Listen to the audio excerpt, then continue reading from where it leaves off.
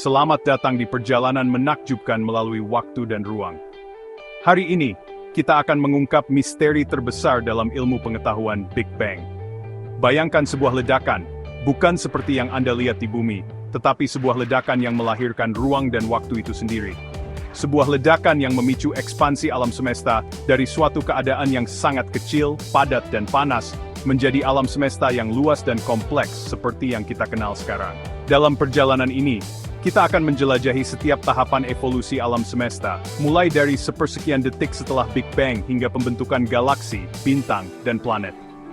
Bersiaplah untuk terpesona oleh keajaiban kosmos dan temukan bagaimana kita semua terhubung dengan peristiwa dahsyat miliaran tahun yang lalu.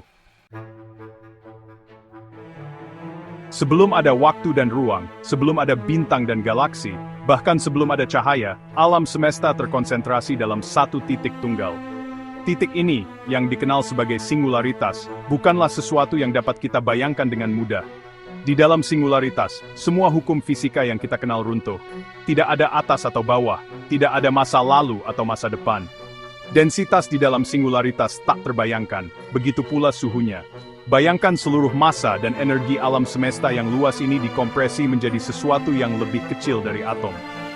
Disinilah kisah kita dimulai, dalam keanehan singularitas, di mana semua yang kita ketahui dan mungkin tidak akan pernah kita ketahui, ada dalam keadaan potensial yang tak terbatas. Bagaimana singularitas ini bisa ada? Apa yang terjadi sebelumnya? Ini adalah pertanyaan-pertanyaan yang masih membingungkan para ilmuwan hingga saat ini. Namun, dari singularitas yang misterius inilah alam semesta kita lahir. Tiba-tiba, dari singularitas yang tak terbayangkan ini, muncullah Big Bang. Bukan ledakan dalam ruang seperti yang kita bayangkan, tetapi ledakan ruang itu sendiri. Dalam sepersekian detik, alam semesta mengembang dengan kecepatan yang tak terbayangkan. Bayangkan sebuah balon yang tiba-tiba mengembang dari ukuran yang sangat kecil, menjadi ukuran yang sangat besar dalam sekejap mata. Itulah gambaran sederhana dari Big Bang. Meskipun skalanya jauh lebih besar dan lebih dahsyat. Pada saat Big Bang, waktu dan ruang mulai terbentuk. Dari kehampaan singularitas, lahirlah dimensi yang memungkinkan segala sesuatu ada, termasuk kita. Suhu pada saat Big Bang mencapai tingkat yang tak terbayangkan, triliunan derajat Celcius. Pada suhu ini, tidak ada materi yang bisa eksis seperti yang kita kenal. Hanya ada energi murni, yang berputar dan berinteraksi dengan kecepatan cahaya. Dari energi inilah, bahan baku untuk segala sesuatu di alam semesta mulai terbentuk.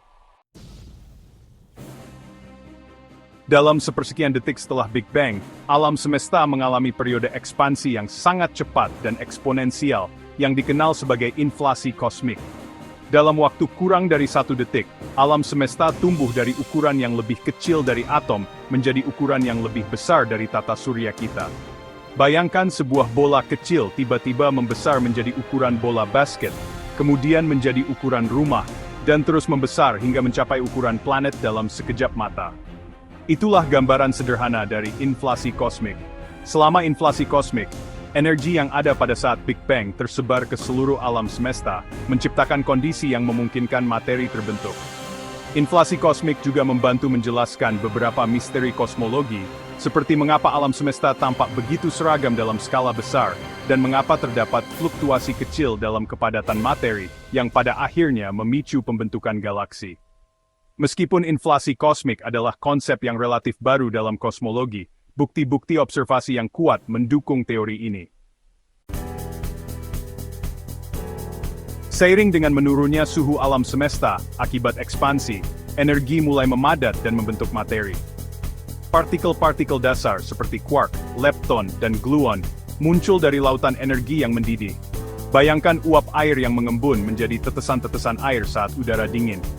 Begitulah kira-kira gambaran sederhana dari proses pembentukan partikel dasar. Quark, partikel dasar pembentuk proton dan neutron, mulai bergabung dalam kelompok-kelompok 3. Sementara itu, elektron, partikel dasar bermuatan negatif, berinteraksi dengan quark dan partikel lainnya. Alam semesta pada saat ini masih merupakan tempat yang sangat kacau dan ekstrem. Partikel-partikel bertabrakan dengan energi yang sangat tinggi, menciptakan dan menghancurkan partikel-partikel baru dalam prosesnya. Namun di tengah kekacauan ini, tatanan mulai terbentuk. Sekitar 3 menit setelah Big Bang, suhu alam semesta telah mendingin hingga sekitar 1 miliar derajat Celcius. Pada suhu ini, proton dan neutron, yang sebelumnya bergerak terlalu cepat untuk bergabung, mulai bersatu dalam proses yang disebut nukleosintesis Big Bang. Bayangkan puzzle yang potongan-potongannya akhirnya mulai menyatu. Proton dan neutron, seperti potongan-potongan puzzle kosmik, mulai membentuk inti atom yang lebih berat. Sebagian besar proton bergabung membentuk inti hidrogen, unsur paling sederhana dan paling melimpah di alam semesta. Sementara itu, sebagian proton dan neutron bergabung membentuk inti helium, unsur kedua teringan. Proses nukleosintesis Big Bang hanya berlangsung selama beberapa menit. Setelah itu, suhu alam semesta turun terlalu rendah untuk memungkinkan terjadinya fusi nuklir lebih lanjut. Namun, dalam waktu yang singkat ini, alam semesta telah berhasil menciptakan unsur-unsur ringan yang menjadi bahan baku bintang, galaksi, dan bahkan kehidupan itu sendiri.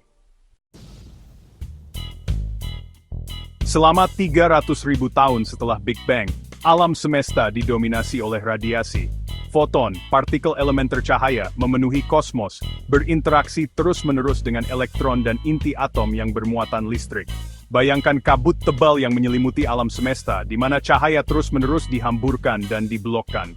Pada saat ini, alam semesta masih terlalu panas bagi atom netral untuk terbentuk. Elektron yang tertarik ke inti atom bermuatan positif, terus-menerus dilepaskan oleh foton berenergi tinggi.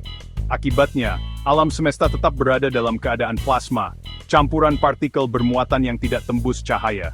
Namun, seiring dengan ekspansi dan pendinginan alam semesta, foton kehilangan energi. Akhirnya, sekitar 380.000 tahun setelah Big Bang, suhu turun cukup rendah sehingga elektron dapat ditangkap oleh inti atom, membentuk atom netral pertama. Peristiwa ini, yang dikenal sebagai rekombinasi, mesmo springerit subgc dan world materi. Setelah rekombinasi, alam semesta memasuki periode yang dikenal sebagai zaman kegelapan. Meskipun atom netral telah terbentuk, bintang dan galaksi belum ada. Alam semesta adalah hamparan hidrogen dan helium yang luas dan gelap. Namun, di balik layar, gravitasi mulai bekerja. Fluktuasi kecil dalam kepadatan materi, yang diciptakan selama inflasi kosmik, mulai menarik materi di sekitarnya. Perlahan tapi pasti, gumpalan-gumpalan materi ini tumbuh semakin besar, membentuk awan gas raksasa. Di dalam awan-awan ini, gravitasi memampatkan gas, meningkatkan suhu dan tekanan di intinya. Akhirnya, suhu dan tekanan di inti awan gas menjadi sangat tinggi sehingga memicu reaksi fusi nuklir. Hidrogen mulai bergabung membentuk helium, melepaskan energi yang sangat besar dalam prosesnya. Bintang-bintang pertama lahir. Bintang-bintang pertama ini sangat besar dan terang, dan mereka membanjiri alam semesta dengan cahaya dan energi. Mereka juga menghasilkan unsur-unsur berat melalui fusi nuklir, memperkaya materi di alam semesta. Seiring dengan berjalannya waktu, bintang-bintang pertama mulai berkumpul bersama di bawah pengaruh gravitasi, membentuk galaksi-galaksi pertama. Di dalam galaksi-galaksi ini, generasi bintang baru lahir, dan siklus kehidupan dan kematian bintang pun dimulai. Alam semesta kita terus mengembang hingga hari ini, miliaran tahun setelah Big Bang. Galaksi-galaksi saling menjauh satu sama lain, seperti titik-titik di permukaan balon yang sedang ditiup. Pengamatan menunjukkan bahwa ekspansi alam semesta tidak melambat, seperti yang diperkirakan sebelumnya. Sebaliknya, ekspansi alam semesta semakin cepat. Para ilmuwan percaya bahwa kekuatan misterius yang disebut energi gelap bertanggung jawab atas percepatan ekspansi ini. Energi gelap merupakan bentuk energi yang mengisi ruang hampa dan memiliki efek gravitasi yang berlawanan dengan gravitasi biasa. Meskipun kita tidak tahu pasti apa itu energi gelap, kita tahu bahwa ia membentuk sekitar 70% dari total energi di alam semesta. Sisanya terdiri dari materi gelap, sekitar 25%, dan materi normal yang membentuk bintang, planet, dan kita sendiri, hanya sekitar 5%. Masa depan alam semesta kita tidak pasti. Jika ekspansi terus berlanjut dengan kecepatan saat ini, galaksi-galaksi akan semakin menjauh satu sama lain hingga akhirnya tidak terlihat lagi dari bumi. Namun beberapa teori alternatif memprediksi bahwa ekspansi akhirnya akan melambat dan berbalik arah, menyebabkan alam semesta runtuh kembali ke dirinya sendiri dalam Big Crunch. Hanya waktu yang akan memberitahu nasib akhir alam semesta kita.